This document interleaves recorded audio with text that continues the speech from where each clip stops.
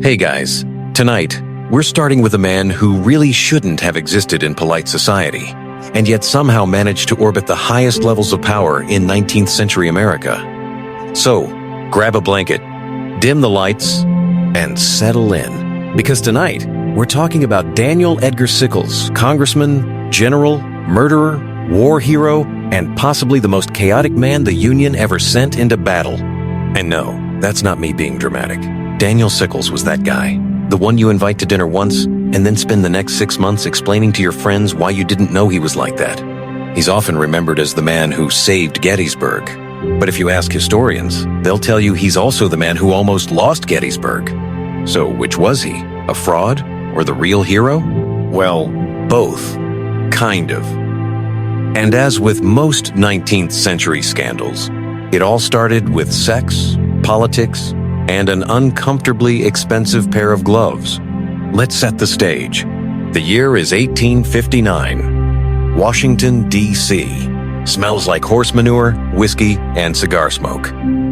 The United States is teetering on the edge of the Civil War, but in Congress, everyone's still pretending things are fine. You know, just a casual debate about the morality of slavery and the potential dissolution of the Union. Totally normal workplace tension. Among the ambitious young men pacing the Capitol's marble halls is Daniel Sickles, a Democrat from New York. He's in his late 30s, handsome in a might steal your wife and then punch a senator kind of way. And that's not just a hypothetical, he's done both. Sickles came from what you might call upwardly mobile roots. Born in 1819, he was the son of a wealthy New York patent lawyer and Tammany Hall insider. If you're not familiar, Tammany Hall was less a political organization and more a hydra made of cigars, bribes, and questionable ethics. If there was a vote to be bought, Tammany bought it. If there was a judge to be influenced, they had dinner with him. And young Dan, he fit right in. He became a lawyer, then a politician, then a man about town. A phrase that in 1,850 seconds New York was basically code for lives off gossip and champagne. He was charming, loud, and always just slightly too close to a scandal. One story claims that during his time as a state assemblyman, he brought a known sex worker named Fanny White to an official diplomatic reception in London and introduced her to Queen Victoria. Historians debate if that exactly happened, but given his track record, it's not impossible. Enter Teresa Bagioli. In 1852, Daniel Sickles married Teresa Bagioli, who was, and there's really no delicate way to put this, 16. He was 33. Even by 19th century standards, this was eyebrow-raising. But Teresa came from a respectable Italian-American family, and Dan's political ambitions were heating up. So, the marriage was seen as a kind of society meets scandal compromise. Teresa was beautiful, educated, and fluent in several languages. Daniel, on the other hand, was fluent in one, trouble. Within a few years, he was cheating openly. Washington gossip columns hinted at ladies of questionable character being seen near his house.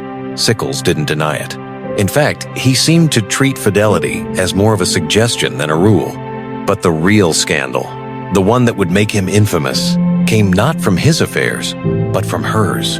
The Francis Scott Key situation. Yes, that Key, or rather, his son Philip Barton Key, the U.S.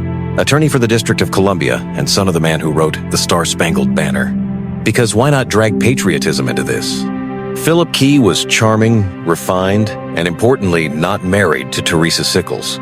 He was, however, spending a suspicious amount of time loitering around her neighborhood, waving a handkerchief as a secret signal.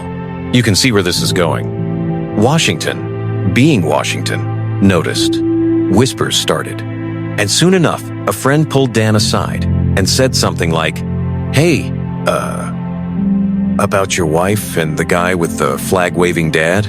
Now, Daniel Sickles had tolerated plenty of whispers about himself.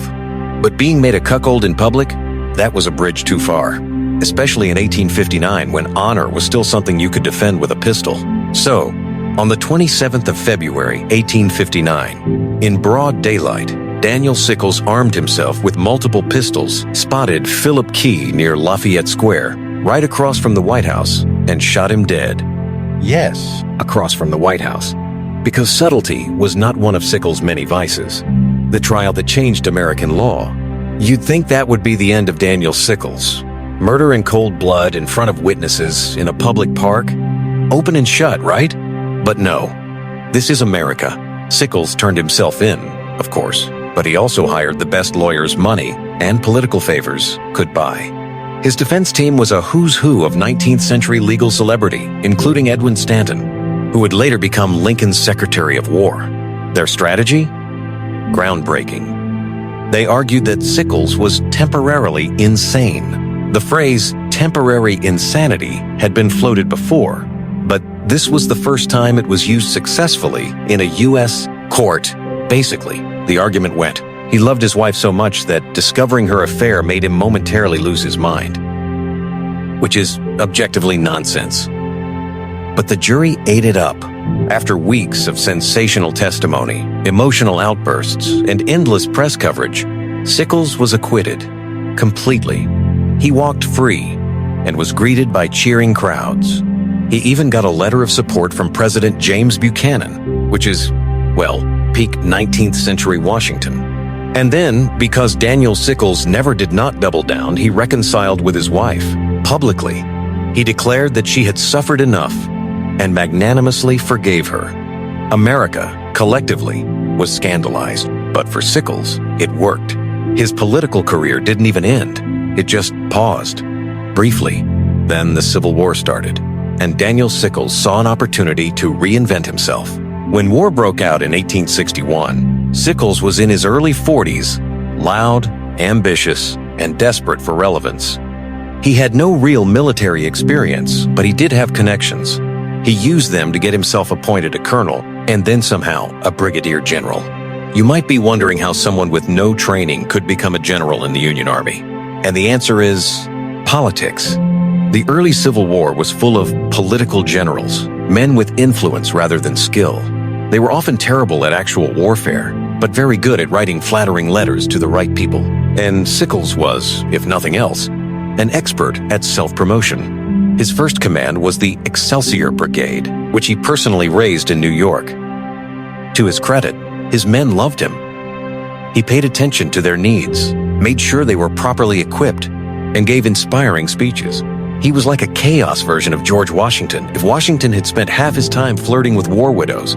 Sickles' brigade saw action in several early battles, including the Peninsula Campaign of 1862.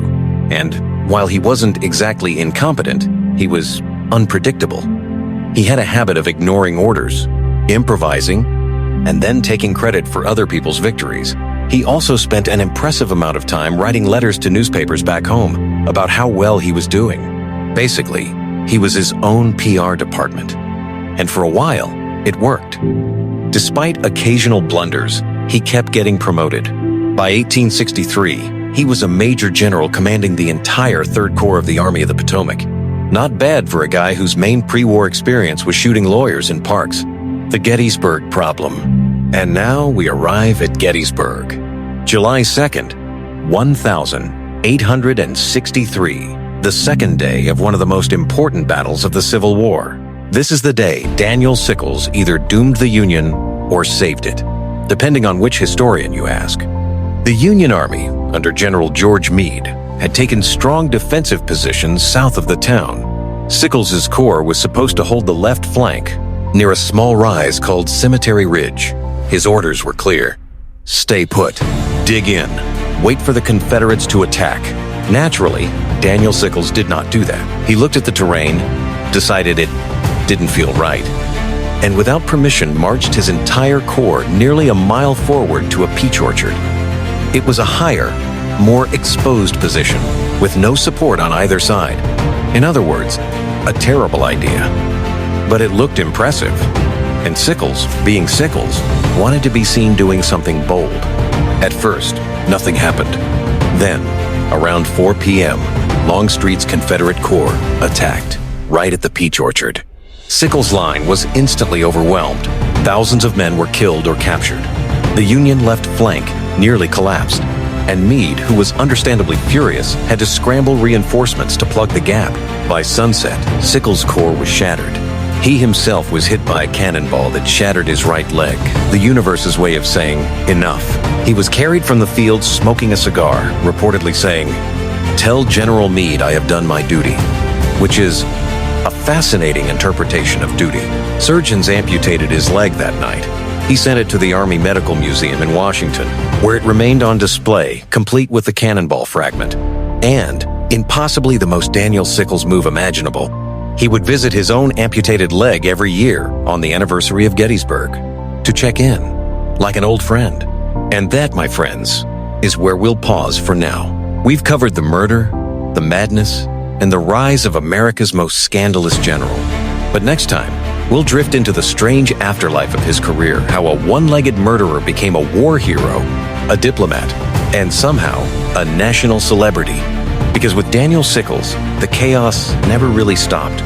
So, let's dim the lights a bit lower. And in part 2, we'll float through the long, slow downfall from battlefield fame to public disgrace of the man who refused to stay quiet, even without a leg to stand on.